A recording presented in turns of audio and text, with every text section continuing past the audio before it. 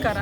ಇವತ್ತು ಇದೇ ಭಾನುವಾರ ನಾವು ಇಂದು ನಮ್ಮ ನಡೆ ಬಂಡೀಪುರದೆಡೆಗೆ ಅನ್ನೋ ಒಂದು ಅಭಿಯಾನವನ್ನು ಪ್ರಾರಂಭ ಮಾಡಿದ್ದೀವಿ. ಈಗಷ್ಟೇ ಎಲ್ಲರೂ ಬೇರೆ ಜಿಲ್ಲೆಗಳಿಂದ, ರಾಜ್ಯದ ನಾನಾ ಜಿಲ್ಲೆಗಳಿಂದ ಪಾದಯಾತ್ರಿಗಳು ಬಂದಿದ್ದಾರೆ, ಪರಿಸರಾಸಕ್ತರು ಬಂದಿದ್ದಾರೆ. ಇದು ಯಶಸ್ವಿಯಾಗುತ್ತೆ ಅನ್ನೋ ಒಂದು ಹೋಪಲ್ಲಿ ನಾವಿದ್ದೀವಿ. ನಾವು ಪರಿಸರನ ಉಳಿಸೋಕ್ಕೋಸ್ಕರ, ನಮ್ಮ ಬಂಡೀಪುರನ ಉಳಿಸೋಕ್ಕೋಸ್ಕರ ನಾವು ಈ ಹೋರಾಟ ಮಾಡಲೇಬೇಕಿದೆ. ಏಕೆಂದರೆ ನಾವು ತಡ ಮಾಡಿದಷ್ಟು ನಮಗೇ ತೊಂದರೆ ಆಗೋ ಕಾರಣ ಇದನ್ನು ಮಾಡ್ತಾಯಿದ್ದೀವಿ. ರಾತ್ರಿ ಸಂಚಾರ ತೆರವು ಮಾಡಿ ಅದನ್ನು ಪೂರ್ತಿಯಾಗಿ ಓಪನ್ ಮಾಡಬೇಡಿ ಅನ್ನೋ ನಿಟ್ಟಿನಲ್ಲಿ ಏನಿದೆ ಅದೇ ಸ್ಥಿತಿಯಲ್ಲಿ ನಡ್ಕೊಂಡು ಹೋಗಲಿ ಅನ್ನೋದು ನಮ್ಮ ಒತ್ತಾಯ ಆಗಿದೆ. ಸೊ ಈ ಪಾದಯಾತ್ರೆ ಎಲ್ಲವೂ ಸಂಯುಕ್ತ ಹೋರಾಟ ಆಗಿದ್ದರಿಂದ ಇದು ಯಾವುದೇ ರಾಜಕೀಯ ಪಕ್ಷ ಆಗಲಿ ಅಥವಾ ಯಾವುದೇ ಸಂಘಟನಾ ಸಂಸ್ಥೆಗೆ ಸೀಮಿತವಾಗಿಲ್ಲ. ಎಲ್ಲರೂ ಸಂಯುಕ್ತವಾಗಿ ಹೋರಾಟವನ್ನು ನಾವು ಏಕ ಮನಸ್ಥಿತಿಯಲ್ಲಿ ನಾವು ಮಾಡ್ತಾ ಇದ್ದೀವಿ. ಇದಕ್ಕೆಲ್ಲರೂ ಬೆಂಬಲಿಸ್ತಾ ಇದ್ದಾರೆ. ಎಲ್ಲರಿಗೂ ನಮಸ್ಕಾರ. ಏನು ಬಂಡೀಪುರ ರಾಷ್ಟ್ರೀಯ ಉದ್ಯಾನವನದಲ್ಲಿ ರಾತ್ರಿಯ ಸಂಚಾರವನ್ನು ನಿಷೇಧಿಸುವ ನಿರ್ಬಂಧಿಕೆಯನ್ನು ಮುಂದುವರಿಸಬೇಕು ಅಂತ ಇವತ್ತು ವಿವಿಧ ಸಂಘ ಸಂಸ್ಥೆಗಳು ಒಂದು ಮೌನ ಪ್ರತಿಭಟನೆಯನ್ನು ಮಾಡುವುದರ ಮುಖಾಂತರ ಈ ಕಾಲ್ನಡಿಗೆ ಜಾತಿಯನ್ನು ಇವತ್ತು ಹಮ್ಮಿಕೊಂಡಿದೆ. ಕಗ್ಗಡದುಂಡಿ ಗೇಟಿಂದ ಮದ್ದೂರು ಚೆಕ್ ಪೋಸ್ಟ್ವರೆಗೆ ಸುಮಾರು 2-2.5 ಕಿಲೋಮೀಟರ್ನಷ್ಟು ಒಂದು ಪಾದಯಾತ್ರೆ. ಈ ಪಾದಯಾತ್ರೆಯ ಉದ್ದೇಶ ರಾತ್ರಿಯ ಸಂಚಾರವನ್ನು ನಿಷೇಧಿಸಬೇಕು, ಯಾವ ಕಾರಣಕ್ಕೂ ಯಾರ ಒತ್ತಡಕ್ಕೂ ಮಣಿಯದೆ ರಾತ್ರಿಯ ಸಂಚಾರವನ್ನು ನಿರ್ಬಂಧಿಸಬೇಕು. ಹಾಗಾಗಿ ಸಾಕಷ್ಟು ಜನ ಪರಿಸರ ಪ್ರೇಮಿಗಳು ಇವತ್ತು ಆಗಮಿಸಿದ್ದಾರೆ. ಆ ಪರಿಸರ ಪ್ರೇಮಿಗಳ ಉದ್ದೇಶ ಒಂದೇ ಆಗಿರುತ್ತೆ, ರಾತ್ರಿಯ ಸಂಚಾರವನ್ನು ಎಷ್ಟೇ ಕಷ್ಟವಾದರೂ ಸರಿ ನಿರ್ಬಂಧವನ್ನು ಸಡಿಲಿಕೆ ಮಾಡಬಾರ್ದು, ನಿರ್ಬಂಧವನ್ನು ಮುಂದುವರಿಸಬೇಕು, ಕಾಡು ಪ್ರಾಣಿಗಳನ್ನು ಸಂರಕ್ಷಿಸಬೇಕು, ವನ್ಯ ಸಂಪತ್ತನ್ನು ಸಂರಕ್ಷಿಸಬೇಕು ಅನ್ನೋ ದೃಷ್ಟಿಯಿಂದ ಸಾವಿರಾರು ನೂರಾರು ಜನ ಪರಿಸರವಾದಿಗಳು ಆಗಮಿಸಿದ್ದಾರೆ. ಅವ್ರಿಗೆಲ್ಲ ಬೆಂಬಲ ಕೊಡಬೇಕು ಅಂತ ನಾವು ಸ್ಥಳೀಯವಾಗಿ ಇದೇ ಕಾಡಂಚಿನ ಗ್ರಾಮದವರಾಗಿದ್ದು ನಾವು ಬಂದಿದ್ದೇವೆ.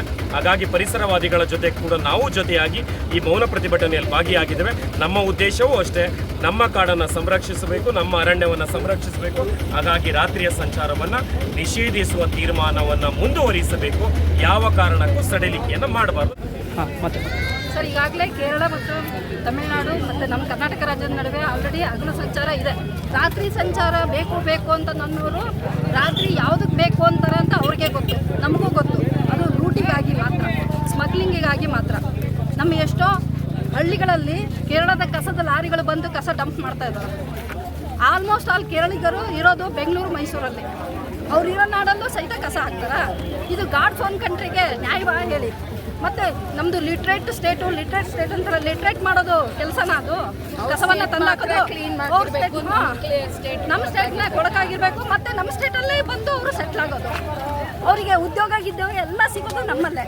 ಅವರು they have to earn the bread for their lifes in Bangalore and Mysuru only. Kerala ಸರ್ಕಾರ ಸಣ್ಣ ಒಂದು ಬಸ್ಸಿನಲ್ಲಿ ಇರ್ತಕ್ಕಂಥ ಹೆಸರಿಗೋಸ್ಕರ ಬಹಳಷ್ಟು ಹೋರಾಟ ಮಾಡ್ತು.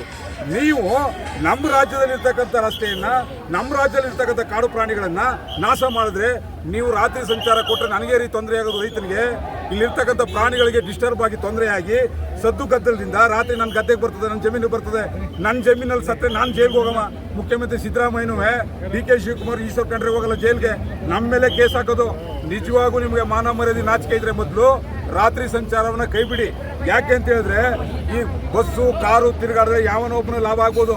ನನ್ನ ಜಮೀನಿನಲ್ಲಿ ಫಸಲು ನಾಶ ಆಗೋದು, ಬೆಳೆ ನಷ್ಟ ಆಗೋದು, ಮಾನವ ಸಂಘರ್ಷ ಶುರುವಾಗೋದು, ನನ್ನ ರೈತನ ಪ್ರಾಣ ಹಾಳಾಗೋದು.